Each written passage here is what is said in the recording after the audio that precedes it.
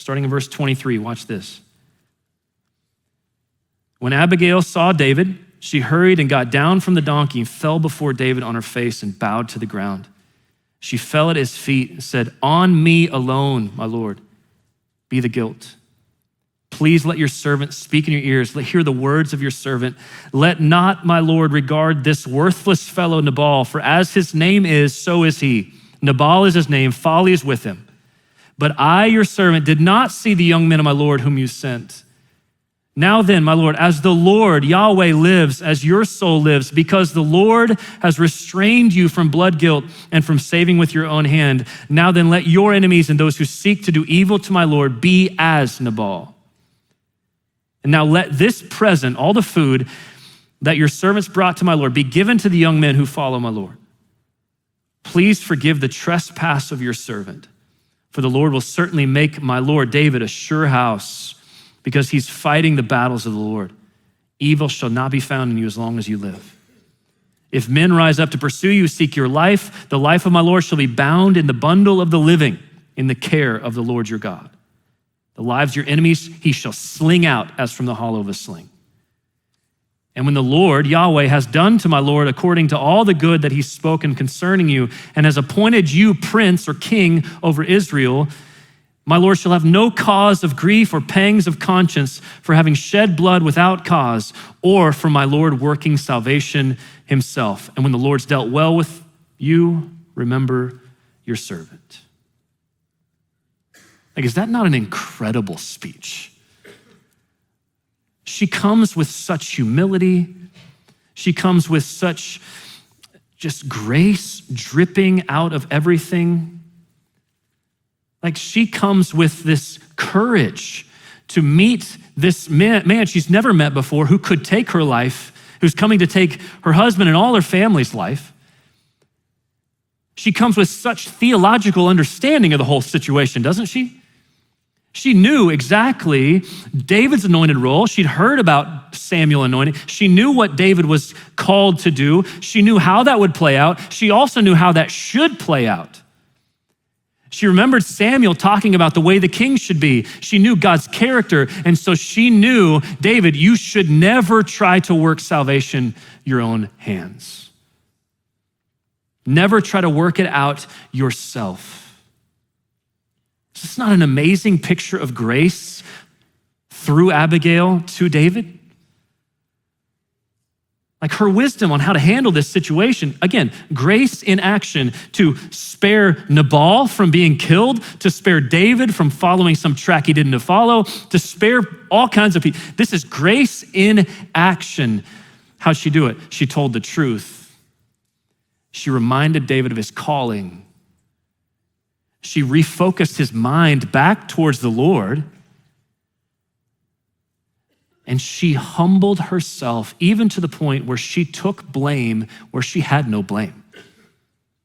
Remember that? She wasn't involved.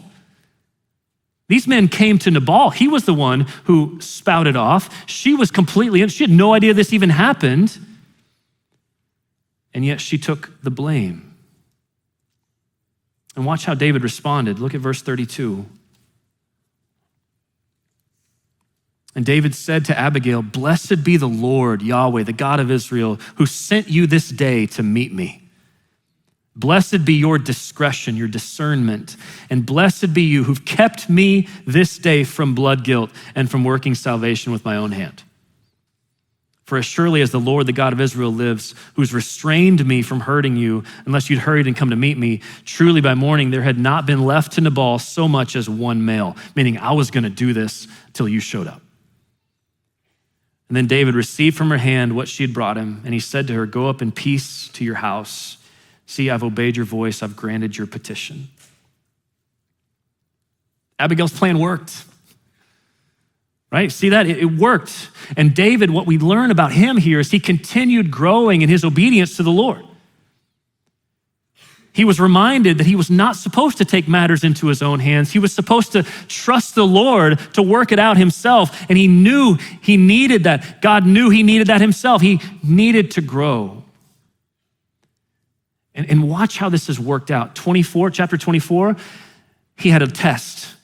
I got to trust God with Saul. I mean, he's right in front of me. I could take his life, but no, God, I'm not supposed to touch your anointed. Here, okay, God, I'm not supposed to take out Nabal, who offended me. I'm not supposed to do that. I got to trust you to work it out. And we'll see the full development of that next week in chapter 26, again with Saul, that David grew into this understanding. And what a blessing Abigail was to David, right? She intervened. She reminded David of his calling, who he was in the Lord. She helped David overcome the temptation of vengeance. And as a result, David matured. Just reading this, I was reminded of Hebrews chapter 3, verse 13. It says, exhort one another every day, as long as it's called today, that none of you may be hardened by the deceitfulness of sin. And David was deceived here by sin, wasn't it? And we all need that. We all need people who are willing to step into the gap that we get off track and we think we're doing right, but no, we're not. And God intervenes through someone. We all need people like that. We need parents who are going to help us stay away from foolishness as we grow and mature before we can make our own decisions. We need godly friends who will courageously call us out when we're about to walk down a path that will really hurt us and others. We need pastors who are willing to tell us the truth whenever we're wandering away from God's plan. We need church members to support us as we choose holiness over the ways of the world.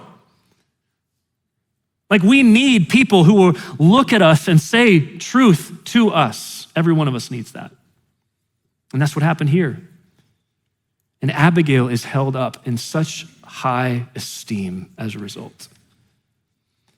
In fact, I love how one preacher back in the 1800s described it. He says, Abigail is the conqueress, one woman in the right, mightier than 400 men in the wrong. A hurricane stopped at the sight of a water lily. Niagara dashed back by a drop of dew. By her bravery and tact, Abigail has saved her husband, saved her home, and put before all ages an illustrious specimen of what a woman can do if she is godly and prudent and self-sacrificing and vigilant and devoted to the interests of others. May we all be like Abigail.